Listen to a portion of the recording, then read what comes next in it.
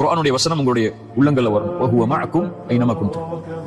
எங்க நீங்க இருந்தாலும், எந்த சூழ்நிலையில் இருந்தாலும், எந்த மனிதர்கள் உங்களை கைவிட்டாலும், இந்த உலகமே உங்களை அங்கீகரிக்கவில்லை என்றாலும், அல்லாஹ் உங்களோடு தான், உங்களுடைய நிலைக்காகத்தான் அல்லாஹ் உங்களோட இருக்கும். வஹுவ மஅக்கும் ஐனமா குன்தும். எங்க இருந்தாலும், எந்த சூழ்நிலையில் இருந்தாலும் அல்லாஹ் வந்துரு யா அல்லாஹ்னு கேட்டா போதும்.